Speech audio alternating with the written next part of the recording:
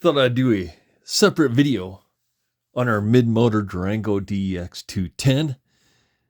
We are almost there, and I think I have everything set up for how I want to do this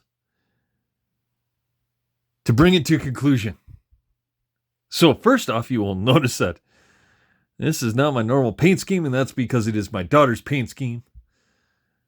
After racing Mini Z's in the basement, she thinks she's ready for the big time. Said, "Dad, I want a car that's light blue and orange and go to the RC track." I said, not a problem. Not a problem for Princess. Because if you have a daughter that is half Colombian, it's a half you don't want. But that's another story. So, painted her up a body.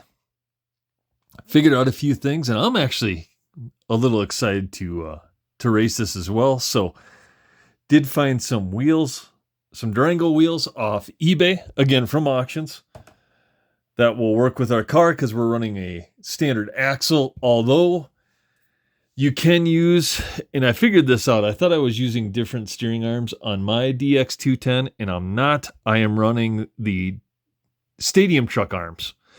And what those do is those actually have a bearing carrier. They don't have any insert. They're non-adjustable. They're just one molded piece. And then you can put the bearings in the carrier, in the steering itself.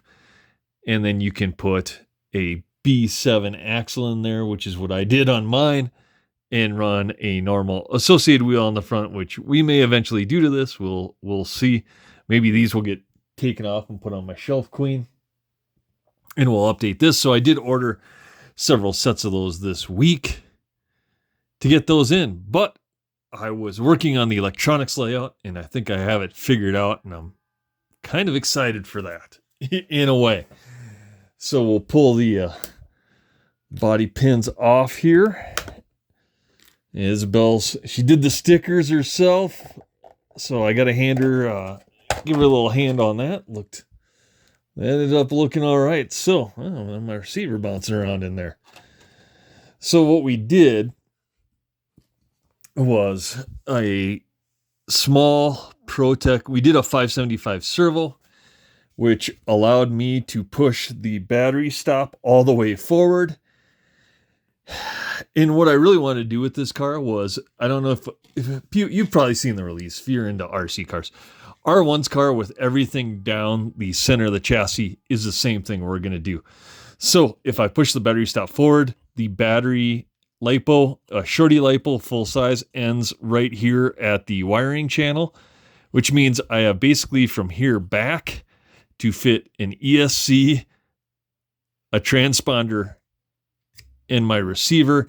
I may mount the receiver like just on the outside like that, but I'm definitely mounting the ESC in the center in the back here. We'll have some short wires going over to our 21.5 Trinity motor, which I picked up from Eli, so thanks for that. There's a little... And then what I did on the waterfall is I actually took my Dremel and opened this up a little bit because I'm going to run the wires from the bottom, and they're going to come and just attach right here. And then we are using a really short sensor wire to come. We'll plug in the back of our G2. That should be here Monday. So in theory, I should have it all wired up and done by Monday. I don't think I'm going to be able to get like my receiver in here in transponder and ESC, but we'll see. And then I may 3D print something to put like a fan mount here to have a fan blowing back. I don't know. Got to come up with something. So R1 shipped out our slipper assembly, so I should have that hopefully like Wednesday, Thursday this week. Get that updated because my daughter wants to take this for a shakedown next Sunday. So we went to Moore last night. Not only did they have a Fast Fox, but they had the parts we needed. We bought our servo there and bought some tires. And if you can see the lineup of tires, we were gluing some tires today, which is not my favorite thing, but that's what we're doing to get ready for Rumble and running next weekend. So I'm gluing her up a fresh set of J Concept Smoothie 2s because that's just the ticket at Moore. And then my turnbuckles should come in Tuesday, so I should be able to get all these done. All the ball studs are in. Actually, I had to go to Moore and pick up some of these smaller ball studs for the steering rack, which we did. Got that taken care of. Get those on there. And then we are going to start working on all of our setup. Like I said, we should have all of our electronics Monday, our fan, our ESC in there. We'll get that situated. I'll look. I think I have another Durango battery stop. And what I did on my 210 was I just drilled a couple holes and put a battery stop. So you can't adjust the battery, but with all the tight space in here, trying to get all the electronics down, you're not going to have room to shift anything anyway. So that is the goal, is can we get this to a more modern layout with everything down the center, which, like I said, the R1 car is the only car I've seen do that. As far as a modern car, everyone is still using a transverse battery, it seems like. And is that the best layout? I don't know. So we are going to do that to our 210 and see if it maybe makes it a little bit more competitive, or is it really better than a rear motor 210 that's an all center layout? We will find out. So that is the progress on the mid-motor 210. Like I said, my daughter she did an all right job with the layout of the decals and all that stuff on there, so I can't fault her too much for that. Orange and blue are her favorite colors. So, and then I don't know what's up with the kids in their 6'7", but she said she wanted her car to be 6'7". And I was like, all right, whatever.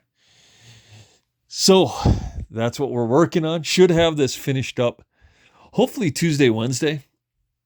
With the ESC coming on Monday, I can get that in there, get that all soldered up, get a battery stop. Obviously have a receiver, so we'll figure out if we can get a receiver in there. I'll probably have to cut the battery strap. I'm going to cut these battery posts, get those out of the way to clean that up, lay out our ESC. It would be cool to try to sneak a fan maybe back here, but I don't think you can get a fan in an ESC and everything in line there. So I'm going to just put a battery stop, get the battery in there, get the ESC in here, and then everything else. I was thinking the receiver might be on the side like this, and then we'll put our transponder on the other side, and that leaves a majority of everything down the center. We'll see. And then, I don't know, 21.5, you really don't need a fan, so we don't run a fan on our rear motor, and we usually didn't run a fan on anything else. We kind of did it because it was cool, and it does cool down the motors a little bit, but in 21.5, it's not necessary. So we may not run a fan on this because we don't run a fan on our 210 in the rear motor. But we'll see. Maybe we may just cut some cooling holes in the body to help with some airflow, get some airflow through there, and that may be enough. I guess we'll see. We'll run it, check the temps, and go from there. Schumacher spur gears on there. All that's ready to go. Yeah, just need our turnbuckles and we'd be set. Shocks are feeling pretty good and no leaks in those, so I think we're good on that end. Just got to finish with the electronics layout and should be good to go. And then, like I said, what we're gonna do is run the traditional Durango wheels up front. And then when I was at Moore yesterday, I saw the Avid wheels and they look like the old Durango wheels with the little ring around it. So we're running these on the back. And then what we're doing for a hex is I'll either take the hex off my 210 to test this, or I did order a couple 12 millimeter hexes for like an Arma and stuff, seeing if those might work. So I ordered those from A-Main, should have those in Monday or Tuesday.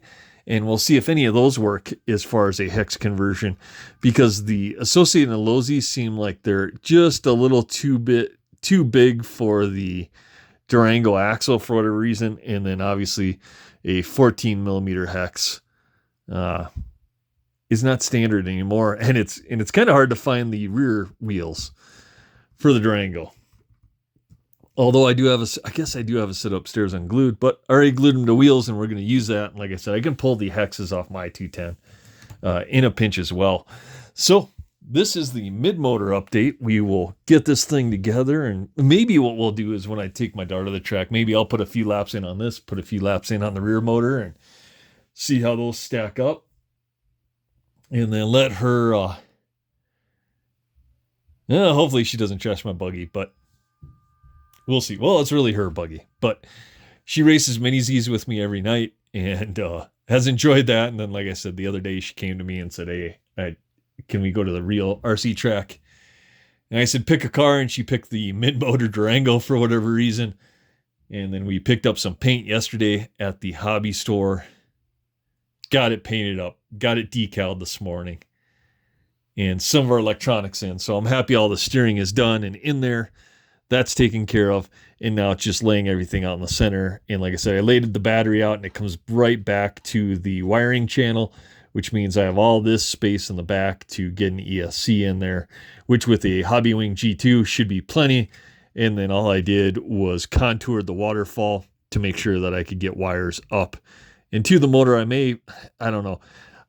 When I clock this, it comes, the C tab comes all the way down to here and is almost too tight. So I think I'm going to leave the slot machine clock like this. And I think there's plenty of room to get wires up into here. And then the A, B, C, D wire won't cross each other either. So coming out back of the ESC up the waterfall, I won't have any trouble with those just coming up and tying in. So I should be able to get that done. This will be a little close to our new slipper when we get the bigger spring and spring couplers in there, but still should be fine. It's close on our 210 as well, and hasn't posed a problem. So we'll see. Mid-motor or rear motor? We will find out, but that's the progress on the mid-motor update. And we'll see. Will Izzy be the next world champion? Will she be the one that takes Durango back to the top? I highly doubt it. But it's going to be fun to see. She enjoys running the mini Z's. We'll get her out on the big track and maybe in a powder puff race or two here if she can master that. So we'll just turn down the power a little bit. We'll turn down to 50% or whatever and let her run, and we'll turn it up as she gets a little bit more acclimated. And just to have fun, I think will be great too. So more Durango content coming on the way. We should have our truck maybe by the end of this week. For whatever reason, they haven't shipped it out yet, but Durango stadium truck coming to the channel as well, and we'll go through that thing, as well as some other cars coming to the channel. So we will get those coming. It's going to be a good year in 2026 for vintage racing, and I'm looking forward to it. And if you're looking forward to it as well, like, comment, subscribe right down there, and we'll see you on the next one.